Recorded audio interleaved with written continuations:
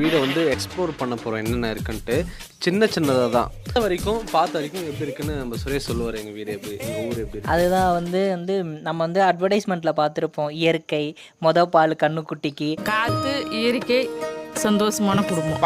அதெல்லாம் வந்து இன்றைக்கி லைவாக வந்து எக்ஸ்பீரியன்ஸ் பண்ண மாதிரி ஒரு ஃபீலிங்கு.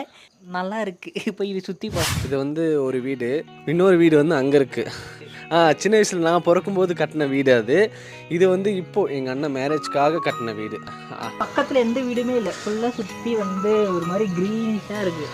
மேலே போகலாம், வாங்க மேலே போனால் தெரியும். எங்கள் வீடு மட்டும் வெறும் இந்த நிலத்துல தனியாக தாங்க இருக்குது. ஃபஸ்ட்டு எங்கள் வீடு இருந்துச்சு, ஒரு வீடு மட்டும் இருந்துச்சு. இப்போது எங்கள் அப்பாவுக்கு 2 குழந்தை பிறந்ததுனால எனக்கு ஒரு வீடு, எங்கள் அண்ணனுக்கு ஒரு வீடு ஆச்சு. இதுக்கப்புறம் என் குழந்தை பிறந்துச்சுன்னா இங்கே ஒரு வீடு ஆகும், எங்கள் அண்ணன் குழந்தை பிறந்தா அங்கிட்ட ஒரு வீடு ஆகும். அவளை குழந்தைய பெற்றுக்கிட்டா ஸ்கூலே கட்டலாம்டா. சரி, இங்கே அப்படியே ஒரு கொஞ்ச நாளில் ஒரு ஊராக மாறிடும். கிச்சனோட பல கிளைகள் வந்து இங்கே உருவாக்கிட்டு நினைக்கிறேன். ஃபுல்லாகவே வெறும் நேச்சுரல் பிளேஸாக தான் இருக்கும். இங்கே ஒரு சவுண்டோ இல்லை ரோட்டில் போகிற டிராஃபிக் சவுண்டோ அதெல்லாம் எதுவுமே கேட்காது. பீஸ்ஃபுல்லாக இருக்கும். A few minutes later. கொஞ்சம் கெல்சலாம் இல்லை லேட் ஆகுது. ஒரு வீடியோ எடுக்க முடியாது, ஏதாவது ஒரு வேலை வந்து சாணி அள்ளி விடு, மாட்டுக்கு வந்து குளிப்பாட்டி விடுன்னு. சரி லுங்கியாவது போட்டு என் பின்னாடி வா. என்னதே லுங்கி ஆகணுமா? டேய் உள்ள ஒன்றும் போடலடா. விவசாயம் தான் பண்ணிக்கிட்டு இருக்காங்க. நாங்கள் என்னென்ன நிலத்துல போட்டிருக்கோம். எங்கள் வீட்டில் வந்து எங்கள் மம்மி வந்து நிறைய செடி வைக்கிறது அவங்களோட ஹேபிட் ரொம்ப பிடிக்கும். நிறைய விதவிதமான செடி வச்சு அதை வந்து வளர்த்துட்டு இருப்பாங்க. ஸோ அதை தான் இன்றைக்கி நம்ம பார்க்க போகிறோம். ஸோ எங்கள் வீட்டு கார்டனில் ஃபஸ்ட்டு என்ன செடி இருக்குன்னா, முதல்ல ரோஸ். வெத்தலை பார்க்க போகிறவங்களுக்கு வீட்டிலே வெத்தலையை வந்து வளர்த்து வச்சுட்டோம். அடுத்தது என்னென்னா, இது வந்து பட்டன் ரோஸ். எங்கே பட்டனே இல்லை ரோஸில். இது இருக்கு பார்த்தியா? இது உள்ள வெளில ஒரு கலராக இருக்கும், உள்ள ஒரு கலராக இருக்கும். அதுக்கு இது டபுள் கலர் ரோஸ். ஸோ அது மட்டும் இல்லாமல் இது என்ன பூ தெரியுமா? இது வந்து டிசம்பர் பூ. டிசம்பர் மாதத்தில் மட்டும் பூக்கும் அந்த பூ. இப்போ வந்து செடி கொஞ்சம் சரியாக வளரல, அதனால் அப்படி இருக்குது. இது பக்கத்தில் இருக்குது பார்த்தீங்களா, இது வந்து வல்லாரை கீரை. சுற்றி ஃபுல்லாகவே வாழை மரம் இருக்கும். இது வெளில விற்கிறதுக்கெல்லாம் கிடையாது, நாங்களே அப்பப்போ வாங்கி சாப்பிட்றதுக்காக இந்த வாழை மரத்தை வச்சுருக்கோம். அடுத்து இந்த பக்கமும் ஃபுல்லாக ரோஸு. இது என்ன ரோஸுன்னு தெரில, ஆனால் பார்க்க இதுவும் பட்டன் ரோஸா? இதுவும் பட்டன் ரோஸு. பட்டன் ரோஸ்னா குட்டியாக இருக்கும். பெரிய ரோஸுக்கும் பட்டன் ரோஸுக்கும் என்ன வித்தியாசம்னா, பெரிய ரோஸ் வந்து பெருசாக இருக்கும். என்ன செய்தின்னு எனக்கு புரியல. என் பேர் கோபால், எங்கள் ஊரில் எல்லாரும் எனக்கு கோபால்னு கூப்பிடுவாங்க. அப்படின்னா பட்டன் வந்து குட்டியாக இருக்கும்ல, பட்டன் சைஸில் இருக்கிறதுனால அது பேர் பட்டன் ரோஸ்னு வந்துச்சு. இது வந்து மல்லிப்பூச்செடி. பூச்செடியில் பூ இன்னும் விடலை, அது ஏதோ சம்திங் இஸ் ராங். சீசன் இல்லாதனால இப்போ வந்து இது விடலை. எப்படி மாங்காய் சீசனில் 6 மாதத்துக்கு ஒரு வாட்டி மாங்காய் பூக்கும், மற்ற இடத்துலலாம் சும்மா இருக்கும். ஸோ அந்த மாதிரி இல்லாமல். அடுத்து வந்து இன்னும் நம்ம இன்ட்ரெஸ்டிங்கான ஒரு விஷயத்தை காட்ட போகிறேன், பின்னாடியே வாங்க. ஸோ அதுக்கு முன்னாடி இங்கே வந்து பார்த்தீங்கன்னாக்க இது என்ன மரம் அப்படின்னா, நெல்லிக்காய் மரம். இங்கே பார்த்தீங்கன்னா தெரியும். ஸோ இப்போ சீசன் வந்துச்சுன்னா இது அப்படியே ஃபுல்லாக அப்படியே வந்து உதிர்ந்து கொட்டும். அப்போ நம்ம பறித்து மிளகாத்தூளை போட்டு அப்படியே இடித்து சாப்பிட்லாம், செம்மையாக இருக்கும். உனக்கு பிடிக்குமா? எனக்கும் பிடிக்கும். ஸோ அப்படியே கீழே இறங்கி வந்தோம்னா இங்கே வந்து அடுப்பு. ஸோ இன்னுமே விறகு அடுப்புலாம் யூஸ் பண்ணிட்டு இருக்கீங்க. பாரம்பரியம்னு சொல்லி கேள்விப்பட்டிருப்பீங்க. அது சும்மா நாக்களால் வரல, இது ஆமாம், வீட்டில் இருந்து அவன் வந்து அந்த பாரம்பரியத்திலே ஊறி இருக்கான் பாருங்கள். அடுப்பில் சமைச்சு சாப்பிட்டாலே அது வந்து ஒரு தனி டேஸ்ட்டு. சார் சூப்பராக பண்ணிங்க சார், என்னோட பண்ணுங்க. ஒரு தனி டேஸ்ட்டு. ஸோ அப்புறமேட்டு இங்கே வந்து முக்கியமான பர்சன்ஸ் இருக்காங்க. புவியோட சொந்த முறைகள் தான். ஒன்று விட்ட ஆத்த பொண்ணு லக்ஷ்மி கனகா வந்து இருக்காங்க, புவியோட வந்து சகோதரிகள், உடன்பிறவா சகோதரிகள். பாருங்கள், இந்த மாதிரி காட்சியெல்லாம் வந்து இயற்கை. ஸோ சாணி போடுறாங்க பார்த்தீங்களா.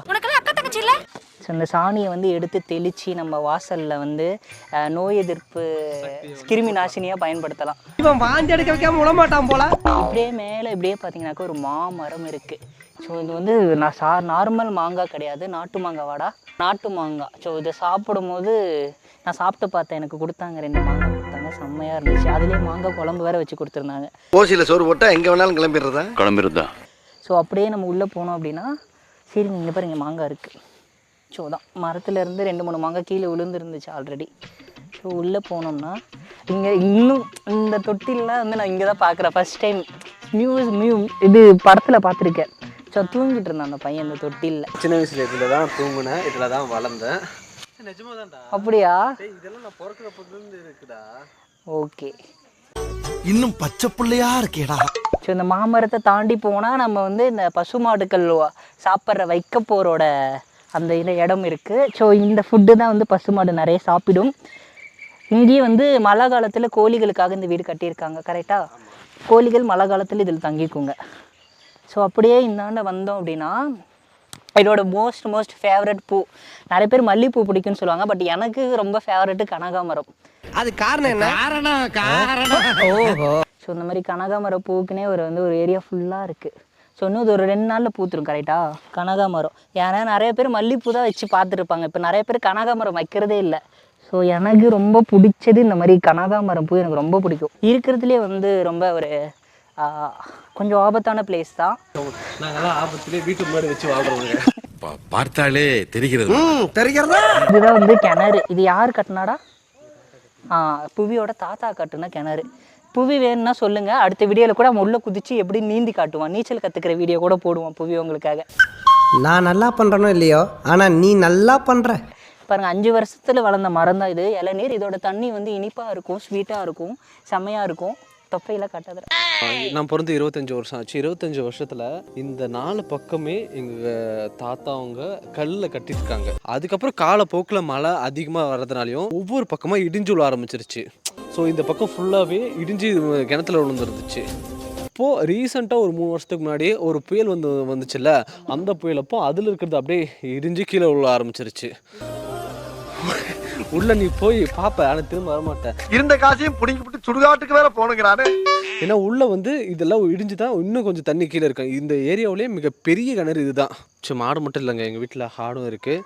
அது வர பொங்கல் அன்னைக்கு தான் பலியாக போகுது. பக்கத்தில் இந்த மாதுளை செடி இருக்குது. இங்கே கொய்யாக்கா சீசன், எப்போவுமே கொய்யாக்கா நிறையவே இருக்கும். இது சீசன் இல்லை, சீசன் முடிஞ்சுன்னா இன்னும் நிறையவே இருக்கும். வீட்டோட பேக் சைடில் இந்த ரெஸ்ட் ரூம் இங்கே கட்டியிருக்கோம். ஸோ அது நிழலுக்குன்னவே இந்த பப்பாளி மரத்தை நாங்கள் நட்டோம்.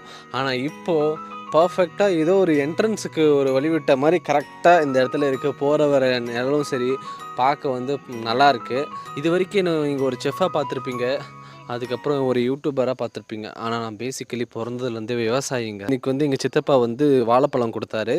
அவர் கொடுக்கும்போதே ஃப்ரெஷ்ஷாகவே அவ்வளோ பழம் பழுத்திருக்கு மரத்துலே.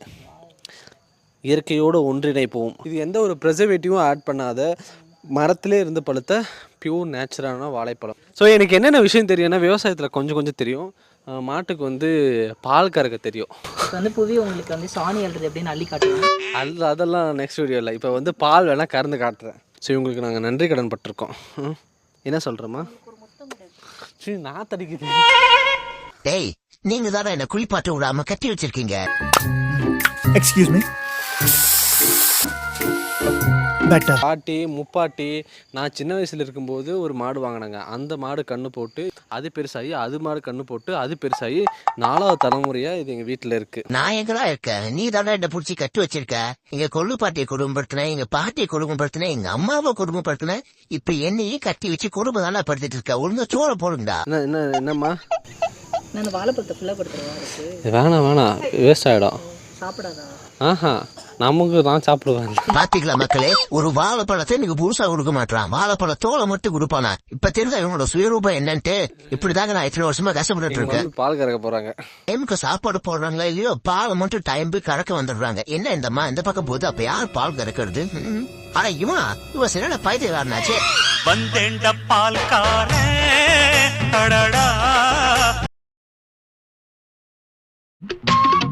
இதோட எங்கள் வீட்டில் மோஸ்ட்லி எல்லாத்தையும் நான் கவர் பண்ணிட்டேன்னு நினைக்கிறேன். ஃபைனலாக இருக்கிறது இந்த கனகாமர பூச்செடி பக்கத்தில் இருக்கிற ஒரு தோட்டமும், அந்த தோட்டத்தை மட்டும் காமிச்சிட்டோன்னா இந்த வீடியோ இதோட முடிச்சுக்கலாம். கனகாமர பூச்செடி இது கத்திரிக்காய். ஸோ இங்கே பாருங்கள், ஒரு கத்திரிக்காய் கிடக்கு. நாட்டு கத்திரிக்காவா? அதெல்லாம் தெரியாது. தோட்ட கத்திரிக்காய். நீங்கள் பிரியாணிக்கு சாப்பிட்ற ஒவ்வொரு கத்திரிக்காவும் இங்கேருந்து தான் வருது.